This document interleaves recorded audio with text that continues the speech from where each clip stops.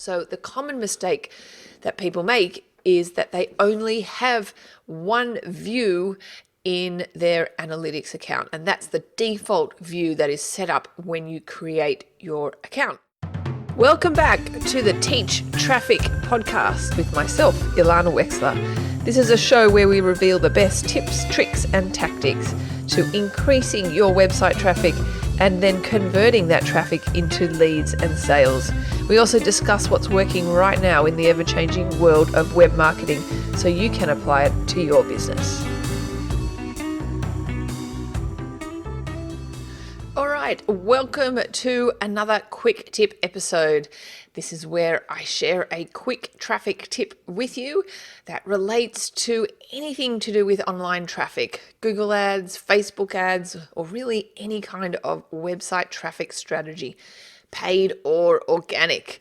And today's quick tip episode is actually a little bit different. We're going to cover 5 essential setup steps you need to do when learning to understand Google Analytics.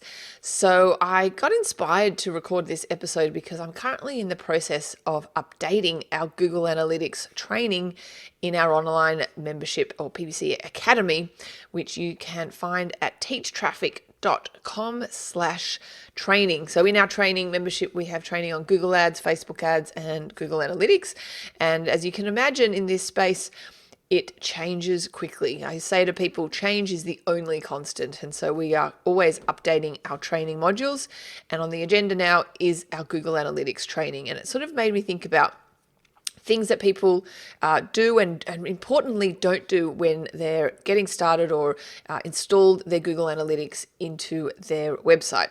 So when you create your Google Analytics account, it's very straightforward. Google spits out some code that you install on your website, and in the header part of your website that then tracks all the people that come to your website from any traffic source.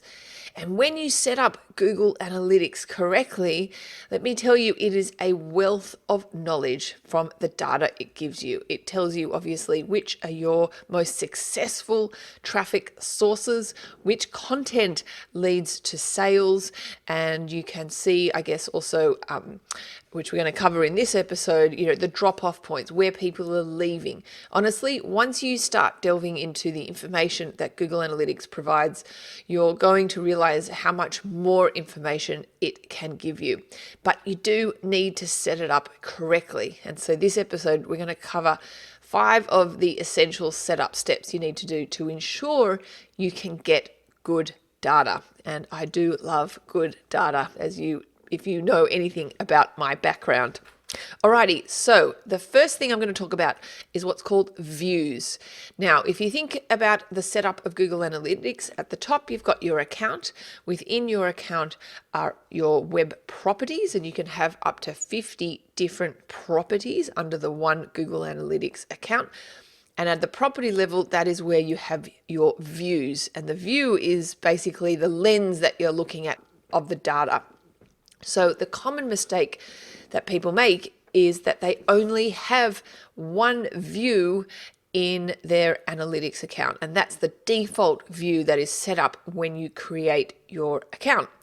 It is really, really good practice to have, I believe, at least 2, ideally 3, and possibly more if there's a case for it, more than one view in your account. And it's the tip that I have for you in this section is to have a backup view. So always have a view, which, as I said, I call backup, that I do not touch that data and contains all my raw data as a backup if something were to go awry with something that I set up later, which we're going to talk about in this episode. And I've always got my backup data. So you duplicate the view to create a backup view. Alrighty, so that's tip number 1. Tip number 2 is to set up goals in analytics.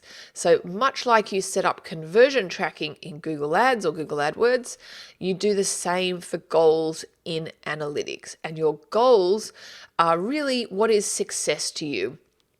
And obviously, success is different for different businesses, and that's why it's very individual as per your account.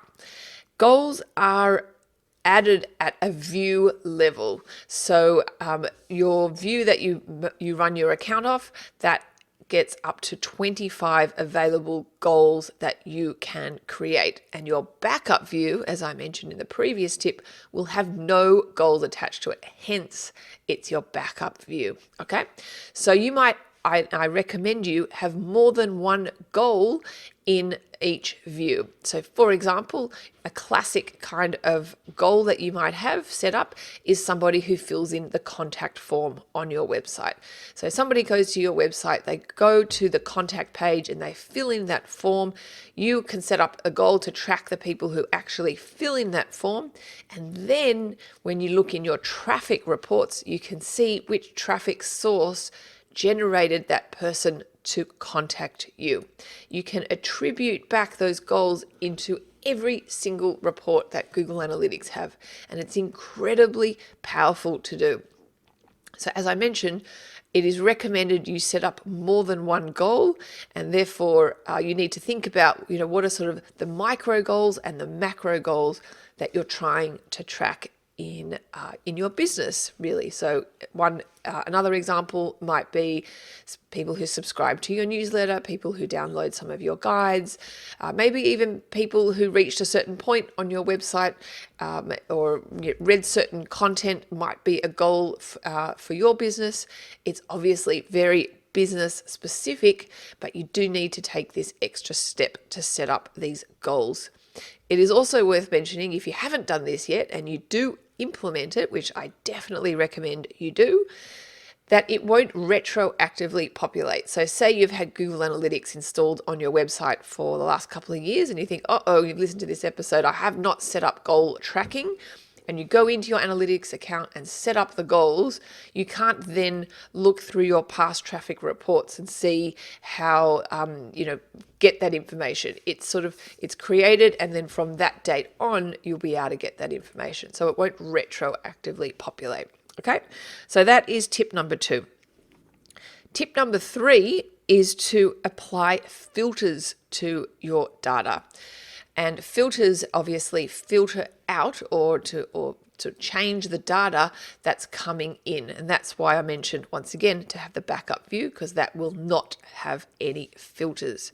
So a classic filter that you might apply to the view would be to filter out your own traffic, your own visitor, your own traffic that you go to your website. Many large organizations have many staff, so they filter out the IP address from their internal staff. And that way, that's not distorting the data. It's not distorting the information that's feeding into analytics of their traffic that's coming and interacting and possibly landing on their thank you pages, etc. So that's a classic filter. Another classic filter might be if you get a lot of spam traffic from bots, you can filter out that traffic so that you're not looking at, what's called fake traffic. So filters are really handy to apply. And I definitely recommend you do that. And obviously in our training videos, we show you how to do that. So that's tip number 3. Tip number 4 is to set up funnels. I really love setting up funnels. And funnels, are an extension of the goal tracking that we mentioned in tip 2, where you can say to Google Analytics, obviously, here is my end goal. So let's take e-commerce for an example. My end goal would be somebody who completes their purchase. But we all know that there is a process by which someone has to take to get to that final purchase. They've got to add the item to the shopping cart. Then they've got to land on the checkout page. And on the checkout page, then they lead to the final purchase, success page. So you can set up a funnel such that you can say to analytics, here's step 1 of the checkout process, here's step 2 and step 3, etc. And then you can view what's called a funnel visualization report to see how many people started that process, how many people completed that process, and therefore where are we leaking potential customers, shopping cart abandonment type analysis. So maybe there's something obvious that you're missing. For example, maybe they get to the final page where they see the cost of the shipping and they're surprised at that, and therefore they abandon their shopping cart. Perhaps if you were upfront with people on the product page about the cost of shipping, they might be more inclined to complete their purchase because they know upfront. That's just one example. So we set up funnels all the time so that we can see the flow of people and, importantly, the drop-off rates of people. And I kind of like to use the analogy of holes in a bucket. We can see where the holes are that is leaking traffic out from what is our desired end goal. Okay, so definitely set up funnels, and you can do that in the goal section of your Google Analytics account. Okay, and the fifth essential setup that I recommend you take is to set up segments. Segments are by far my favorite tool in analytics, and that really enables you to slice and dice your traffic and dissect it and get, honestly, gold information out of it. A classic example of a segment might be to create a portion of your traffic who spend, let's say, more than 30 seconds on your website, and then see, of the people that do that, obviously, how more likely are they to convert, perhaps what content are they viewing, how more likely, what products do they end up looking at, etc. There's literally a million ways that you can slice and dice data, and segments are a really good way to view that. Now, Google Analytics does come with a bunch of default segments that are pre-loaded into your account, but you can definitely create custom segments as per whatever it is you want to have a look at, and then apply that segment to the reports that come default in your account. All right, so these are our 5 essential setup tips when getting started learning Google Analytics. If you haven't done any of our tips that I've mentioned, I really recommend you implement at least 1 or 2 of these tips. They will make a difference. And by all means, if you need help with this, you can visit teachtraffic.com/training, and you can view our online training videos walking you through step by step. Thanks for listening, and stay tuned for more episodes. Thanks so much for listening to the Teach Traffic podcast. For more information on each of these episodes and handy PDFs that you can download, head on over to teachtraffic.com.